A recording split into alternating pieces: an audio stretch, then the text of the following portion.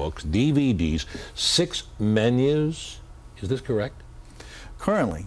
That goes along with prison psychology, which says if you keep them fat and happy, they're less dangerous. So the better they behave, the more freedoms that they have in the detention facility. Now we hear about liberals who say this should be closed. Matter of fact, it was the first priority of President Obama.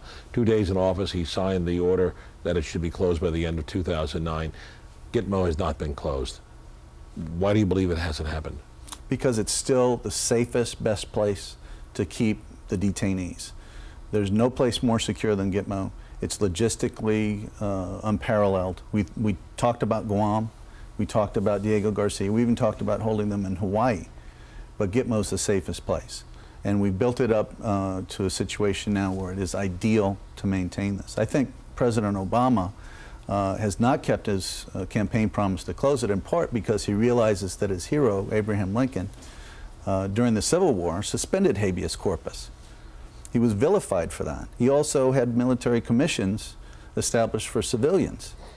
So I'm pretty sure that President Obama understands this and knows this. But isn't there talk of moving this facility to the Thompson Correctional Facility out in Illinois? It's ill-conceived. You cannot guarantee security like you can at Gitmo.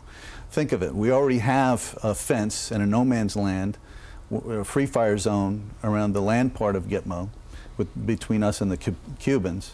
And there are some obvious air and water precautions that we have that I can't talk about in detail. No one can get within 100 miles without us knowing. So it is secure. Absolutely. Speaking of security, then what about the talk about moving these trials, the one of Sheikh Mohammed, the mastermind behind 9/11, having it even held here in a court in New York?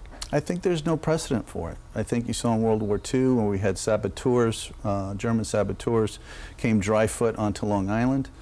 President Franklin Delano Roosevelt asked the Supreme Court at the time whether or not they were entitled to habeas corpus, and the Supreme Court advised Franklin Delano Roosevelt that there was a war going on, so we'll have military commissions. Then give me the argument for holding these trials, having a military tribunal try these people at Guantanamo Bay.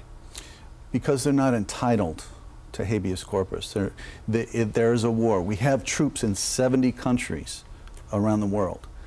What's going on in Afghanistan and Iraq right now are not wars per se, they're operations. We still have troops in countries we defeated in World War II. So we are at war, and I think that's one of the things that we forget day to day.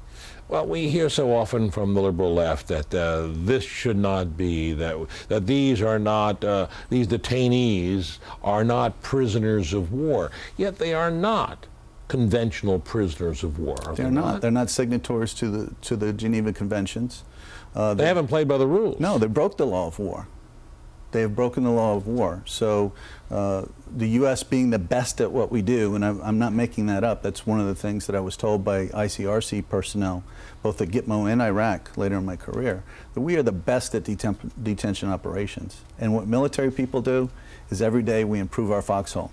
We make it better and better as we go along. Now, Guantanamo Bay, a memoir of a citizen warrior. Your wife, you were telling me before we started this, sees this as a love story. She does. I dedicate the book to her and my children. She is my personal hero. I can't imagine what she went through at Gitmo. She had given birth to Theodore, our third son, just 2 days before I left. You have 5 children now. I have 5 children now. We finally got the girl. But I can't imagine the hardship and the fear and frustration. I was just deeply moved by how hard she worked and the things that she accomplished when I wasn't there. How did your time at Guantanamo, at Camp X-Ray, how did it impact your life? It changes your life forever. You can't go back. Your spouse was gone almost 2.5 years and 3 deployments since 9/11. They take on different roles. There's a paradigm shift. The responsibilities change. And there's a honeymoon when you come back, but eventually you have to work through the issues and work together. If you can give us in just a few words, what's your lasting image and impression of Guantanamo, and what do you see as its future?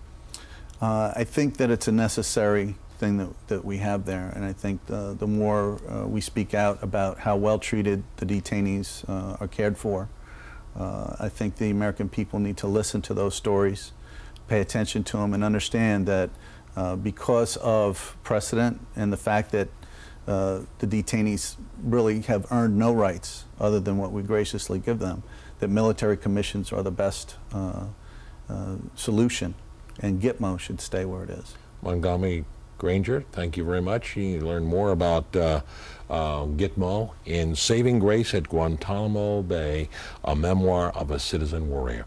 Thank you for joining us. Thank you, Marvin. We're going to take a break. We're going to come back. We're going to talk with Rita Cosby about her new book about her dad, Quiet Hero.